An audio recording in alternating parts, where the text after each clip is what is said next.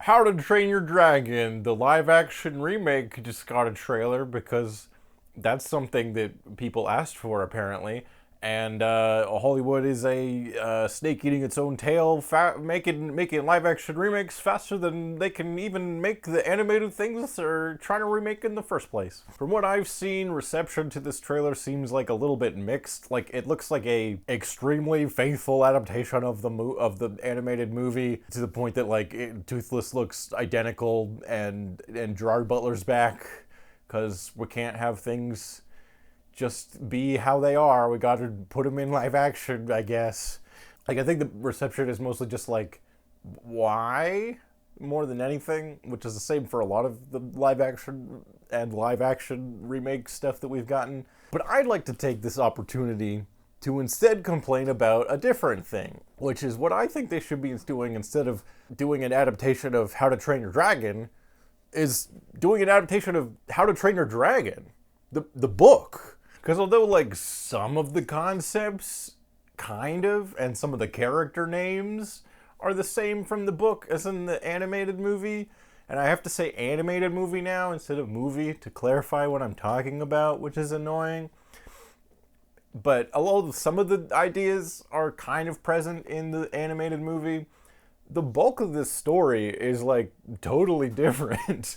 And I'm still waiting for them to adapt this thing, which they still haven't even done. They made 3 movies and a ton of straight-to-Netflix animated series, but none of them actually adapted the stuff from the books. And there's a bunch of books. There's 15 books or something. While I mostly am a big fan of the first one, I've read some of the sequels, but not all of them. I know those have their fans, and there's more overarching stuff there. All stuff that's, at least solid, and you could make movies and shows out of, but no, over here at the DreamWorks, the kings of storytelling, we're too fucking good at writing to make things based on things. That's why we adapted a book and then changed everything to make it different. Okay, but anyways, I'd like to take this opportunity to talk about why, I think that the book is a lot better than the movie and has a lot more interesting themes. And don't get me wrong, the movie is a good movie. It's good. It's a solid hero's journey story. The animation is really beautiful. I like the score a lot. It's a good, solid movie.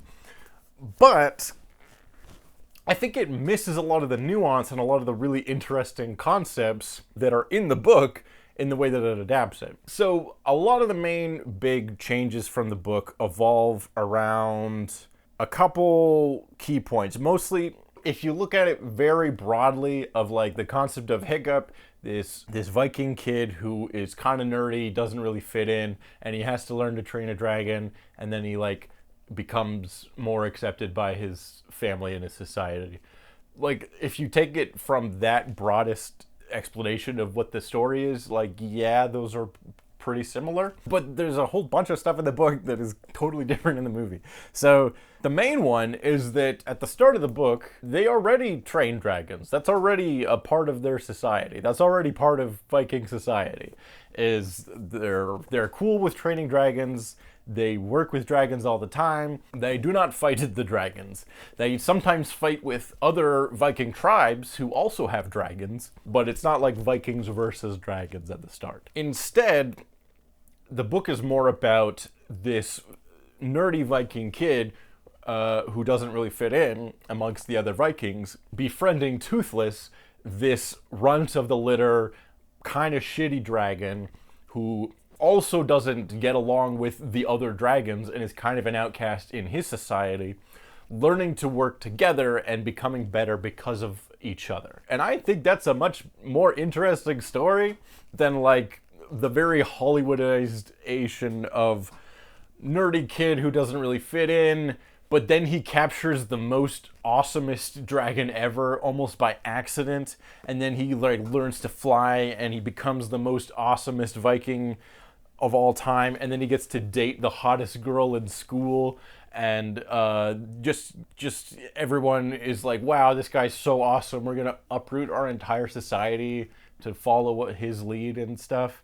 And it's just more dumber. It's more dumber and more Hollywooder, and I don't like it as much. And I feel like you also lose a lot of the really interesting themes of the book about like masculinity and toxic masculinity, and just like Hiccup struggles to get by in a society that like values aggression and like big muscles above everything, because he lives in this like really harsh climate where those things have helped their people survive for a long time.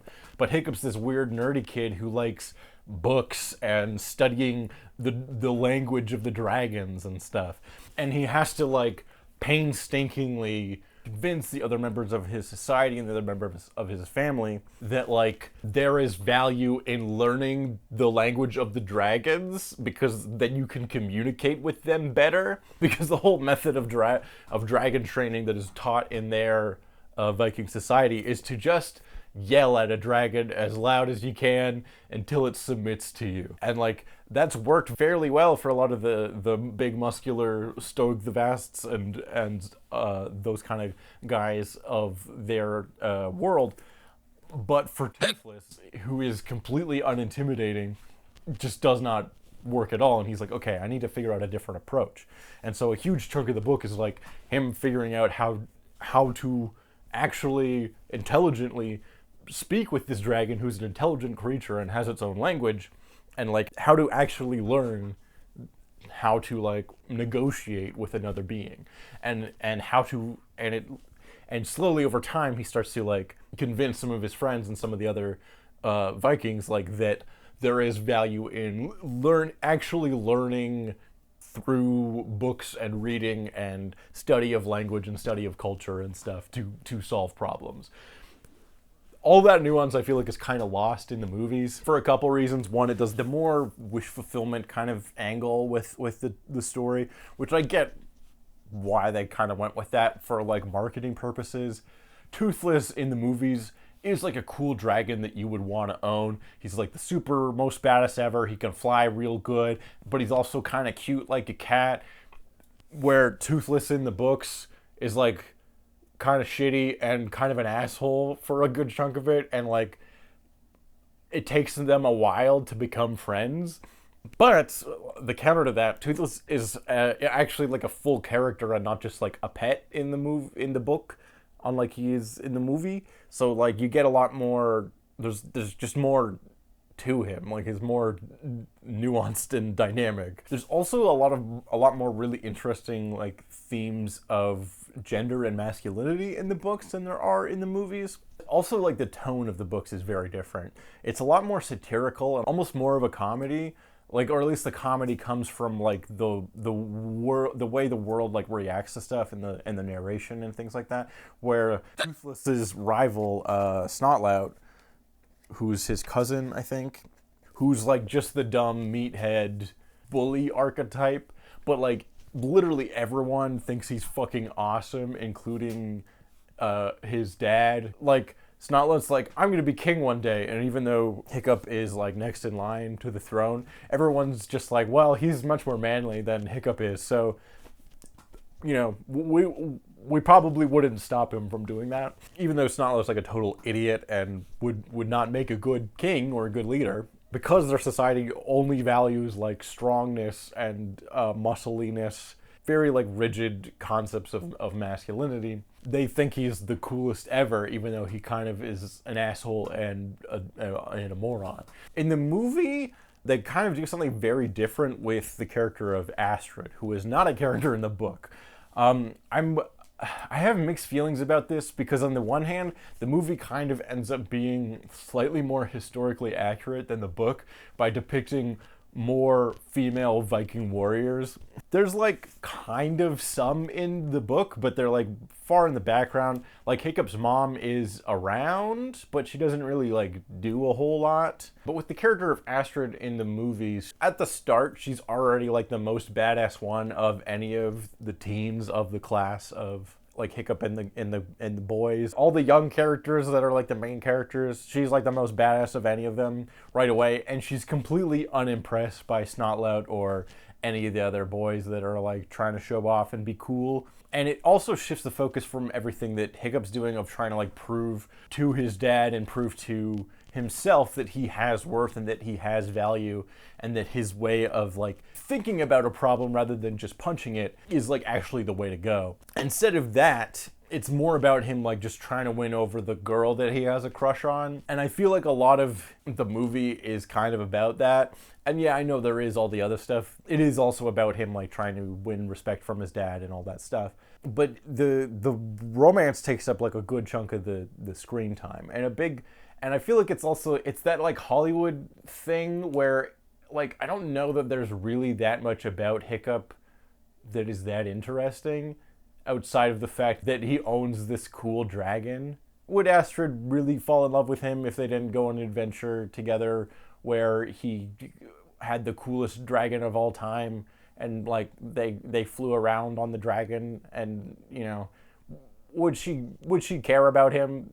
I don't know.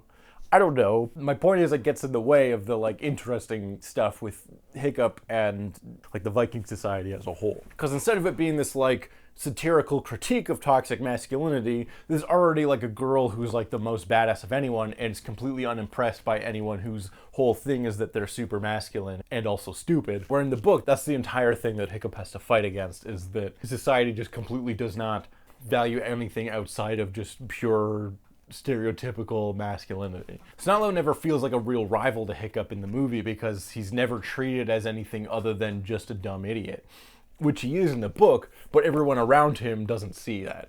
Only Hiccup does, which makes you like relate even harder to him. And you're like, yeah, man, I kind of wouldn't want to be in your shoes because so much of your society sounds kind of awful.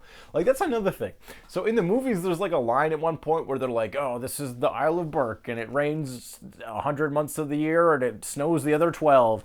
And then the entire movie, it's sunny. It's sunny like the whole movie. There's like a couple scenes at night. I think it's foggy like once. But then it's like it never rains and it never snows the whole fucking time. And they're in Viking times, in Viking lands, where it's always snowing. The midnight sun and the hot springs blow. It's none of that shit. Maybe in the sequel movies it snows at one point. I don't remember those ones that much. But in the book, it's like the weather is constantly terrible. It's always snowing or raining. Their clothes range from cold and wet to warm and wet, but everything's like always kind of wet. It's just constantly uncomfortable. And that's sort of like a big part of the satirical nature of the book, is that it's like, okay, so like our society like praises all these muscular manly men and these Viking heroes, but also it kind of sucks to be a Viking. Everything's wet all the time. It's always snowy. Their conditions are terrible. We're constantly getting attacked by like rival Viking tribes. And we have constant dangers of other dragons too, because there are larger dragons that are a big threat. The ending of this book is so fucking cool. I almost don't want to spoil it, but it's so perfect that I kind of think I'm going to anyway. So I don't know, skip ahead a little bit. But at the end of the book, there's this like giant, huge, ancient sea dragon that's coming to attack their Viking village. Hiccup's trying to come up with a plan to like defeat it. He ends up getting swallowed by the dragon, but then he manages to like clog the what's called a dragon's fire holes. It's a gland in their throat that the flames shoot out of, with his like pointed Viking helmet. And because he's clogged it, the dragon tries to shoot fire, and then it can't, because its fire hole is clogged, and so it fucking explodes, and it's awesome. And again, Toothless's knowledge of dragons and how dragon biology works ends up saving him at the end of the book. Then there's this whole thing with Toothless where he almost dies, and then Hiccup has to save him, and it's really dramatic, and it's a really good book. You should read it. So anyways, I think they should have been adapting the actual book, because although the animated movie does have some of the bones of the basic plot, kind of, I think it takes a lot of the things that are really interesting and nuanced about the themes of like toxic masculinity that are really, really interesting, and a lot of the fun world building of the book, and exchanges them for something a lot more like generic and more Hollywood, and like more like nerdy guy gets the cool car and gets to date the hottest girl before the prom, which I get is more marketable, but I feel like we're losing a lot of like really interesting stuff in the book by not adapting it. So that's my take. Too much How to Train Your Dragon, not enough How to Train Your Dragon. See you next time with some more videos, hopefully coming soon. Bye bye.